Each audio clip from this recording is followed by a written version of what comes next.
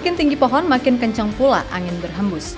Dan itulah yang sedang dialami oleh timnas Indonesia sekarang ini. Yap, di saat timnas sedang jago-jagonya, ada aja pihak-pihak tertentu yang berusaha merusak kedamaian yang ada. Gak cuma dari dalam negeri aja, melainkan juga dari luar negeri. Seperti Malaysia dan China misalnya, yang belakangan ini ngeributin soal naturalisasi yang terjadi dengan Maysil Girls dan Eliana Randers.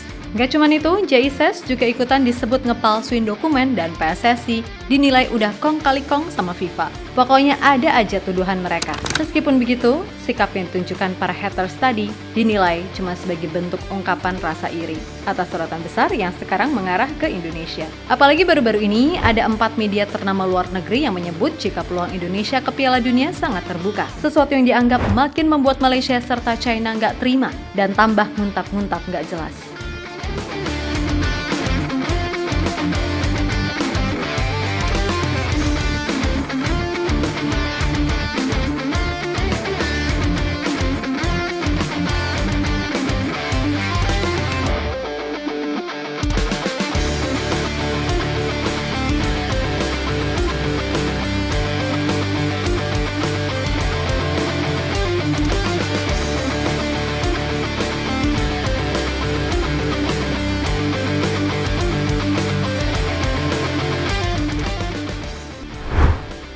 Shin Tae-yong sepertinya nggak mau ambil pusing dengan target yang diberikan PSSI untuk 2 laga di bulan Oktober ini.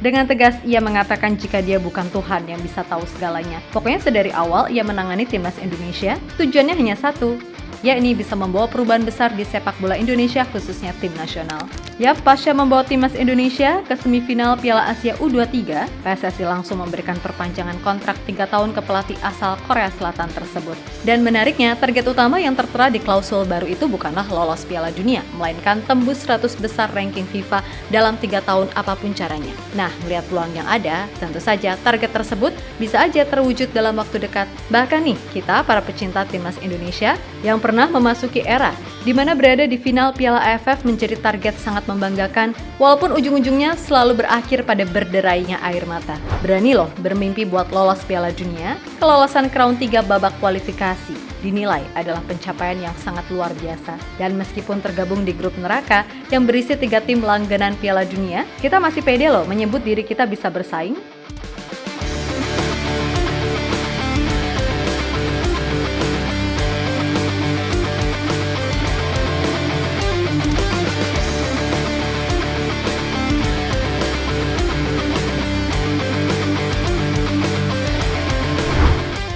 Yap, apapun yang menjadi harapan, tentu berlandaskan pada sikon, di mana timnas sekarang benar-benar punya kapasitas untuk ke arah sana. Masuknya Maysil Girls dan Eliana Randers, serta PSSI yang masih belum berhenti bermanuver untuk menambah kekuatan, dianggap adalah bukti keseriusan buat mencapai mimpi ke Piala Dunia. Itulah mengapa timnas Indonesia kini benar-benar banyak mendapatkan sorotan, terutama dalam kurun waktu 2 tahun ke belakang. Dan itu juga mungkin alasan mengapa Malaysia dan China beneran sebenci dan sedengki itu sama Indonesia. Terbaru, Malaysia dan China yang entah tantrum atau gimana, mendorong pihak AFC menghukum Indonesia terkait proses naturalisasi Maysil Girls dan Eliana Randers yang dinilai melanggar aturan. Gak cuma itu aja, JICES pun juga dianggap telah mempalsukan dokumen agar proses naturalisasinya lancar.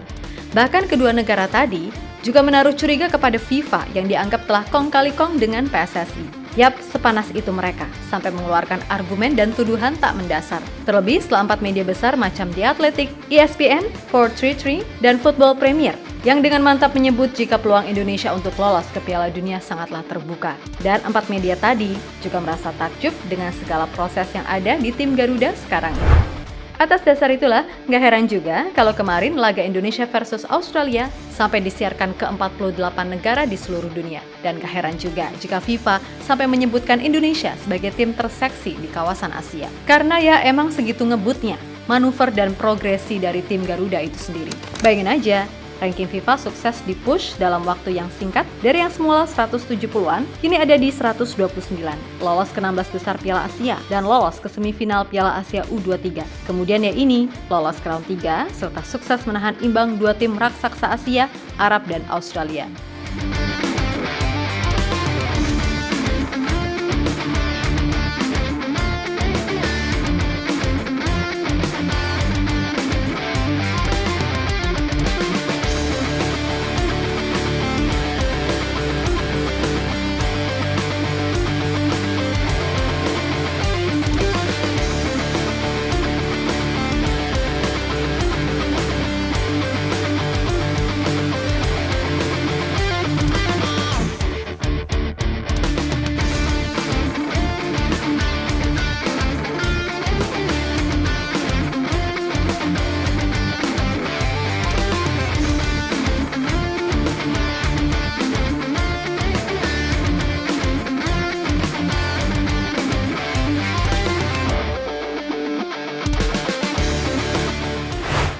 Sementara itu, melihat sikon yang ada, Pak Arya Sinulinga menghimbau lewat postingan terbaru dalam Instagramnya, kalau semuanya kini harus bersatu.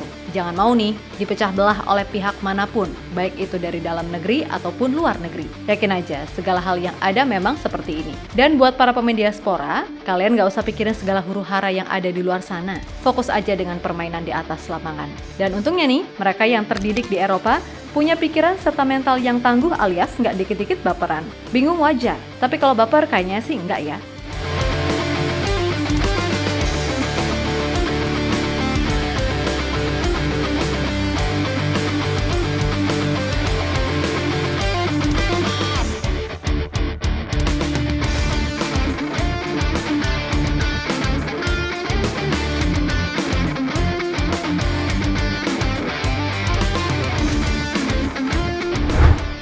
Yap, terlepas dari apapun, mimpi itu tetap sejatinya ke Piala Dunia. Tapi ingat, target realistisnya adalah tembus 100 besar FIFA. Karena bagaimanapun, Indonesia tidak hanya terfokus pada kualifikasi Piala Dunia. Semisal, jika lolos langsung ke Piala Dunia, amin. Kita nggak bisa langsung berharap banyak buat mendulang poin FIFA. Karena pasti ketemunya tim-tim top. Jika lolos ke ronde keempat, ya lanjut agenda kualifikasi. Tapi tetap kita nggak bisa milih mau lawan siapa. Tapi di sana tambahan poin tetap bisa diupayakan karena tim yang lolos ke ronde keempat kualitasnya pasti tidak jauh beda dari Indonesia, kan gitu. Dan ingat, semisal amit-amit gagal nih, kita masih punya FIFA Matchday yang bisa digunakan buat push poin, tergantung mau pilih lawan yang kayak gimana. Lalu kita juga masih punya Piala Asia 2027, yang mana kita lolos langsung tanpa kualifikasi. Artinya, kesempatan juga masih ada. Dan harapannya di tahun 2027, seiring dengan makin bertambahnya usia pemain terutama yang muda-muda, maka diharapkan makin bisa matang ini tim.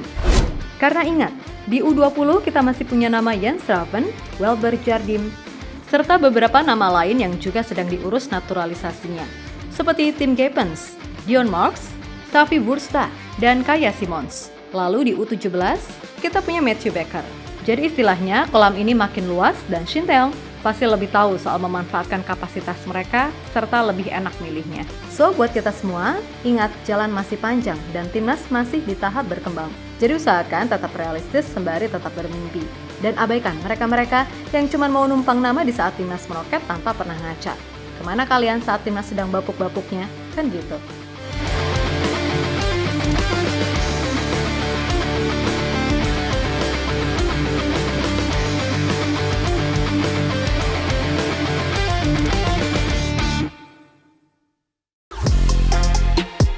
Halo, izin iklan sebentar ya guys. Jadikan ruangmu bernuansa timnas. Temukan beragam poster dinding, sepak bola dan timnas dengan desain menawan, kualitas premium dan harga yang tidak akan menguras kantong. Segera klik link Shopee di deskripsi video ini dan dukung timnas dengan sepenuh hati. Mulai dari dinding rumahmu.